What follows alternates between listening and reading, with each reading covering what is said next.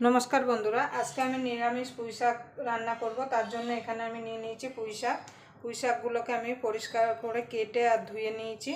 धुए একটা ঝুড়িতে জল ঝরাতে দিয়ে দিয়েছি। আর এখানে সবজির মধ্যে নিয়েছি বেগুন, আলু, ঝিঙে আর কুমড়ো। আমি এই সবজি দেবো, আপনারা আপনাদের পছন্দ মতো সবজি দিতে পারেন।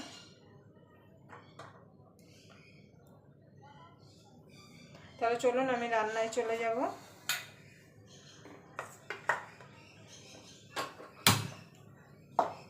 গ্যাস ধরে একটা কড়াই বসিয়ে দেবো। আপনারা এই নিরামিষ পুঁই শাকটা কিন্তু যে কোনো নিরামিষ দিনে কিন্তু বানিয়ে ফেলতে পারেন। গরম ভাতের সঙ্গে খেতে কিন্তু দারুণ লাগে।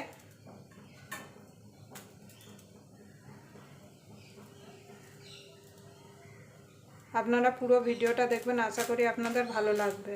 যদি ভিডিওটা দেখে আপনাদের ভালো লাগে তাহলে অবশ্যই একটা লাইক করবেন, শেয়ার করবেন, চ্যানেলটা সাবস্ক্রাইব করে নেবেন আর পাশের বেল আইকনটা অবশ্যই বাজিয়ে দেবেন আমি যখন কোনো নিত্য নতুন রেসিপি আপলোড করব সবার আগে পাওয়ার জন্য।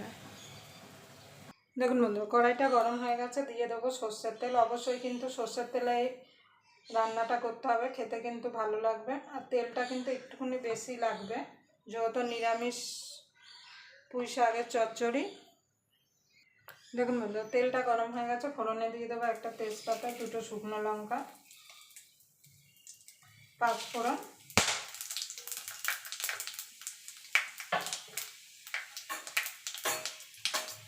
ফোড়নটা একটুখানি ভাজা ভাজা করে নেব। ফোড়ন থেকে যখন সুন্দর একটা গন্ধ বেরিয়ে আসবে তখন সবজিগুলো দিয়ে দেবো। আগে আলুটা দিয়ে দেবো, আলু আর কুমড়োটা।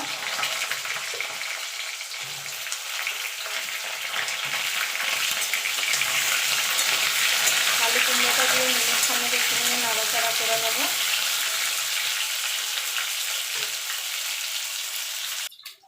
দেখুন বন্ধুরা, আলুটা আর কুমড়োটা মিনিট দুয়েক ভেজে নিয়েছি। এবার বেগুনটা আর ঝিঙেটা দিয়ে দেবো।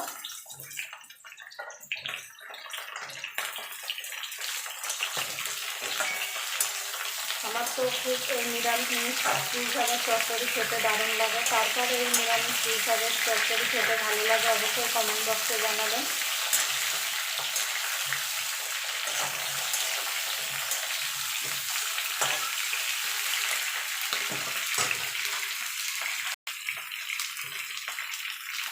সামান্য নুন দিয়ে দেবো।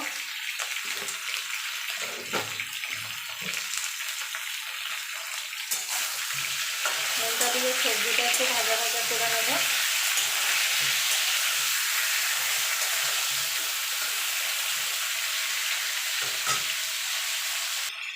দেখুন বন্ধুরা, দিয়ে দেবো আদা বাটা,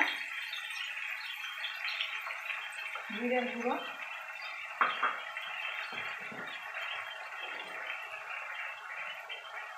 হলুদ গুঁড়ো, ঝালের জন্য কাঁচা লঙ্কা চেরা। ঝালটা আপনাদের স্বাদ মতো দেবেন, যে যেমন ঝাল খেতে পছন্দ করে। এবার এটাকে মিনিট খানিক নাড়াচাড়া করে নেব সবজির সঙ্গে। আপনারা চাইলে এখানে সর্ষে বাটা দিতে পারেন, কিন্তু আমি সর্ষে বাটা দেবো না। সর্ষে বাটা ছাড়া একবার এইভাবে নিরামিষ পুঁই শাক বানিয়ে দেখবেন, গরম ভাতের সঙ্গে কিন্তু অসাধারণ লাগে খেতে। দেখুন বন্ধুরা, এবার পুঁই শাকটা দিয়ে দেবো।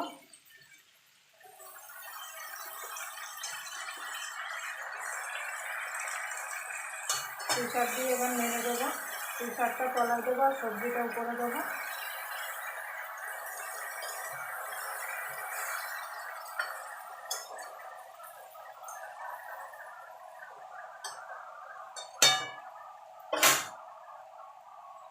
এভাবে বাকি পুঁই শাকটা দিয়ে দেবো, দিয়ে আমি ঢাকা দিয়ে এটাকে রান্না করে নেবো যতক্ষণ পুঁই শাকের ডাঁটা আর সবজিটা সিদ্ধ না হচ্ছে।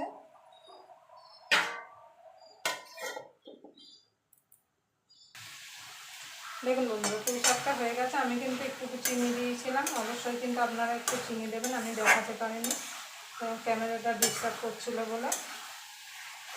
দেখুন আলু ফালু সুন্দরভাবে সব সিদ্ধ হয়ে গেছে, কুমড়ো আলু সব সিদ্ধ হয়ে গেছে। এবার নামিয়ে দেবো।